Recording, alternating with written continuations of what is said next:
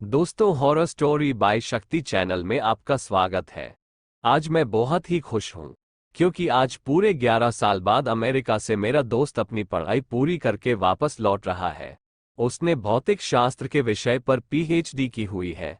उसका मानना यह है कि दुनिया में जो भी कुछ हो रहा है उसमें कहीं ना कहीं फिजिक्स छुपा हुआ होता है। खैर जो भी हो, पर इस कहानी में ऐसा तो क्या हुआ कि उसकी फिजिक्स भी काम नहीं आई। चलिए आज हम पूरी कहानी बताते हैं। जब वो अमेरिका से वापस आया तो सीधा मुझसे मिलने के लिए मेरे घर पे आ गया और आकर ही मुझसे गले मिल गया।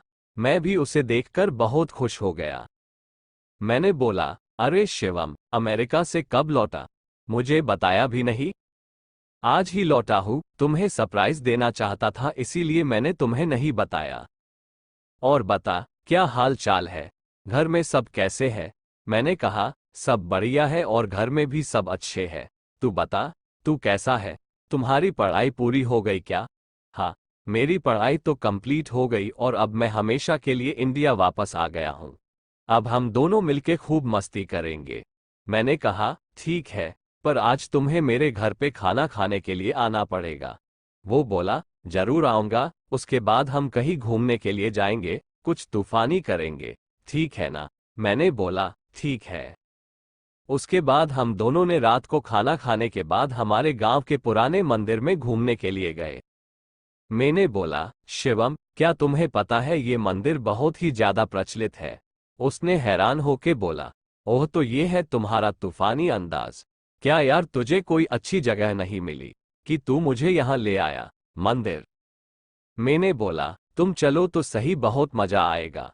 लोगों का मानना यह है कि यह भूत प्रेत जैसी आत्माएं रहती है। शिवम, क्या सच में यहाँ पे भूत है? क्या तुम भी मजाक कर रहा हो? मैं नहीं मानता। मैंने बोला, ठीक है, हम दोनों साथ में जाते हैं और पता लगाते हैं कि सच में भूत है कि नहीं। फिर हम दोनों मंदिर के अंदर चले गए। मंदिर काफी बड़ा था और थोड़ा भयानक भी लग रहा था। ऐसा लग रहा था कि कई दिनों से यह साफ सफाई नहीं हुई है। फिर हमने मंदिर के पुजारी से बात की।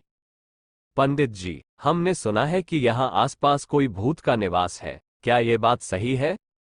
ये सुनकर वो पुजारी हमको घूरने लगा और बोला, चले जाओ यहाँ से, ये जगह तुम्हारे लिए सही नहीं है। मैंने बोला, क्यों पंडित जी? पंडित जी, आओ मेरे साथ, मैं आपको बताता हूँ। इतना कह के वो हमें एक कमरे में ले गया और हम जैसे ही अंदर गए तो वो पुजारी ने बाहर से उस कमरे को लॉक कर दिया। ये देखकर मैं और मेरा दोस्त शिवम घबरा गए।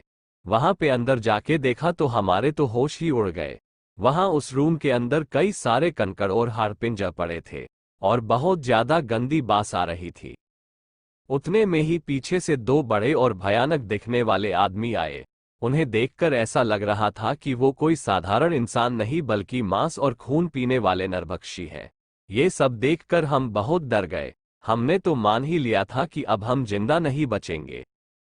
फिर उन दोनों ने हमें कस के पकड़ा और हमें एक कोने में गए। फिर हम दोनों बहुत चिल्लाए, बचाओ बचाओ, लेकिन कोई बचाने के लिए नहीं आया। इतने में ही हो पंडित जी एक बड़ी चमत्कारिक तलवार लेकर हमारे रूम में आए। फिर उन तीनों ने रूम में आग लगा के मंत्रोच्चार करना शुरू कर दिया। हमने ये सब देखकर डर के मारे और ज्यादा जोर जोर से चिल्लाने लगे। ठीक उसी समय किसी ने बाहर से हमारे रूम का दरवाजा खटखटाया। दरवाजे की खड़खड़ाहट सुनकर उन तीनों ने रूम की आग बुझा दी और दूसरे कमरे में चले गए। हमने तुरंत ही उठकर उस रूम का दरवाजा खोल दिया। दरवाजे के सामने उस मंदिर के ट्रस्टी और आसपास के रहने वाले लोग खड़े थे। हम कुछ बोले उससे पहले उन लोगों ने हमें धमकाना शुरू कर दिया। तुम दोनों कौन हो? यहाँ मंदिर में चोरी करने के लिए आए हो? सच बताओ वरना हम पुलिस को बुलाएंगे। हमने सब सच बता दिया, लेकिन उन लोगों को हमारी बातों पे भरोसा नहीं हो रहा था, बल्कि उल्टा हमें डांटने लगे। तुम दोनों क्या बोल रहे हो? नशा करके आए हो क्या? ये मंदिर कई सालों पहले खंडेर हो चुका है। यहाँ कोई पुजारी नहीं है। अब चलो यहाँ से वरना हम पुलिस को बुलाएंगे। ये सुनकर हमारे तो होश ही उड़ गए, क्योंकि हमने अभी तक जो देखा वो कई इंसान नहीं बल्कि उनकी प्रेत आत्माएं ही। हम तुरंत ही मंदिर से बाहर निकल गए। बाहर निकलते समय मैंने मंदिर की खिड़की से अंदर देखा तो वो तीनों वहीं पे मौजूद थे। और मुझे देखकर हंस रहे थे। मैं और मेरा दोस्त तुरंत बाइक लेके घर पहुंच गए। आज भी मैं उसके बारे में सोचता हूं तो भी मेरा हृदय डर के मारे कांपने लगता है।